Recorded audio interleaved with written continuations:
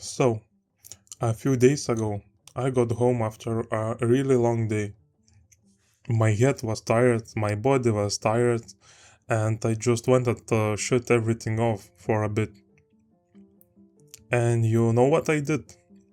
I sat down, grabbed my controller, and played it for about an hour. And after that hour, I actually felt better, calmer, more like myself again. And that got me thinking, games get a pretty bad name sometimes, right? People say they are a waste of time, or they are just for the kids, or they rot your brain. But honestly, from my own experience, games have given me a lot of good things too. Real things that helped me outside the game as well. So let's talk about that today. The good side of gaming and why balance is really the only thing that matters. First one, and probably the simplest, games are just a really good way to switch your brain off for a bit. Think about it. After a stressful day, you can't really relax by just lying there thinking about everything that went wrong. Your head just keeps going in circles, but when you're playing something you enjoy, and your brain has to focus on that instead, and it just doesn't have room left for the stress or some bad feelings. And that's exactly what happens for me. I sit down, I play for a bit, and slowly all that noise from the day gets quieter. It's not that the problem disappear.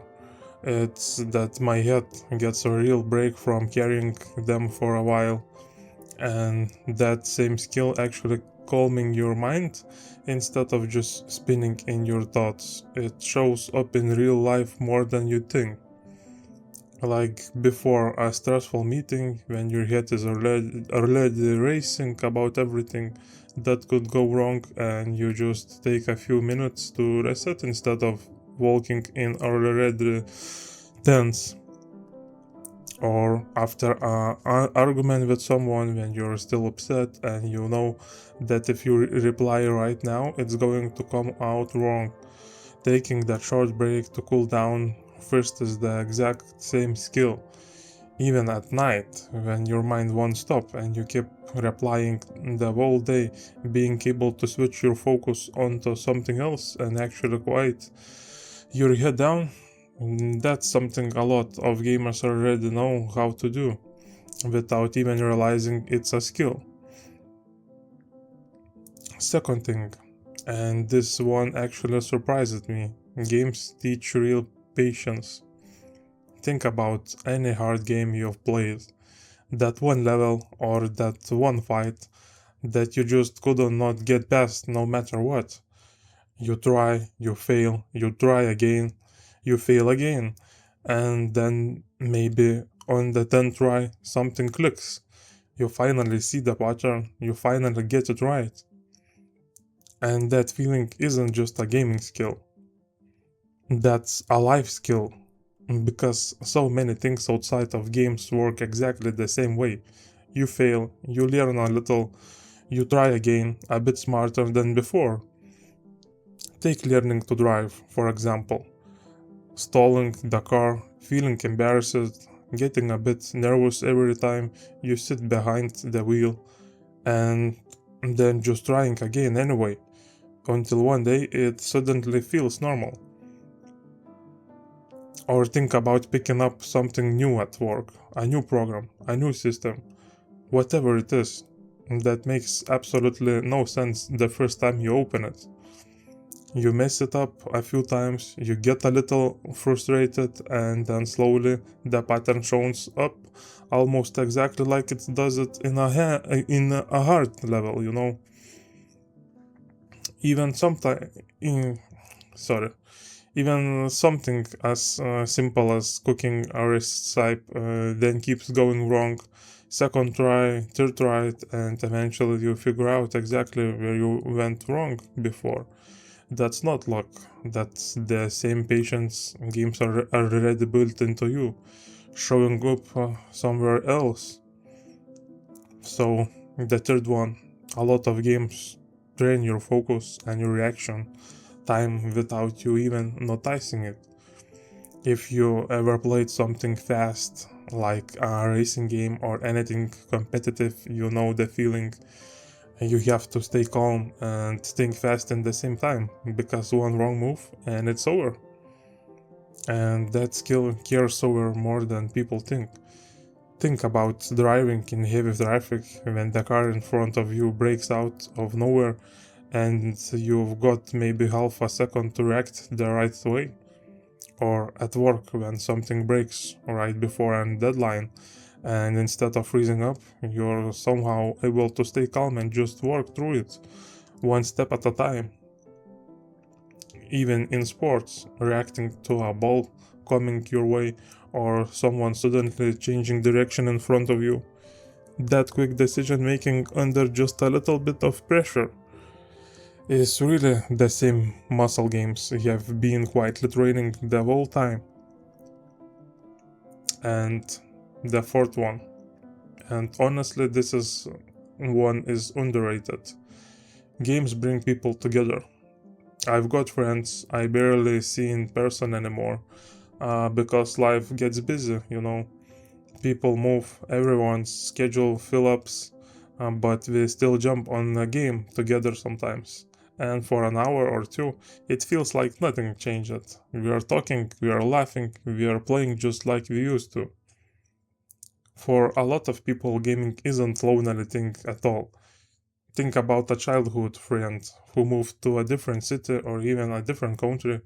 You barely see them anymore, but you load up a game together on some random Tuesday night and somehow it feels exactly like when you were kids. Or meeting someone completely new at work or anywhere else and finding out they play the same game as you. Suddenly, you've got something easy to talk about, no effort at all. So, that's a very good. Even at home playing sometimes simple with a brother or a sister or a parent, just to spend time together when your schedules never really line up. Sometimes gaming ends up being the actual reason you talk that week, not just something you do instead of talking. So yeah, and here's a small one just for me. A good part of my English actually came from gaming. Hearing it, reading it, trying to understand people in the game or in the chat without translating every word in my head first. I wasn't studying, I was just playing, but little by little it stuck. So if that's true for you too, it's worth remembering. Sometimes the things we do just for fun are actually teaching us something at the same time. But, and this is the important part, none of this work without balance. Because the same game that helps you relax after a hard day and can also become the thing you used to hide from their whole life. And those two things can look exactly the same from the outside, even tough that you're not the same at all.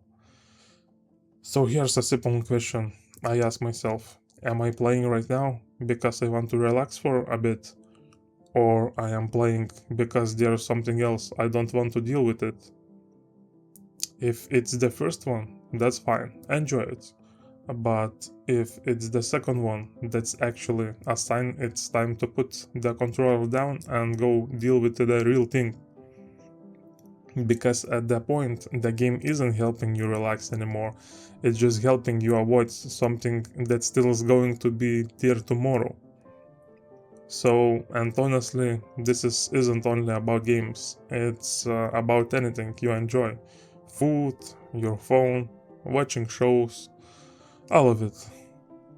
The good things in life stay good things, as long as you're the one in control of them, and not the other way around. So, play your games, enjoy them, let help you relax, connect with people, get a little sharper. Just keep one eye on the balance, so the thing that's supposed to help you never quietly starts ruining your life instead. So that's my honest take on gaming, the good side and the line I try not to cross. You don't have to give up the things you enjoy, you just have to keep the balance. If this made sense to you, hit subscribe and come along on this journey with me. And down in the comments, tell me what's your favorite game to relax with, and how do you personally keep the balance. It'll be very interesting to hear of it. Alright, that's it for this one. I will see you in the next one. Peace.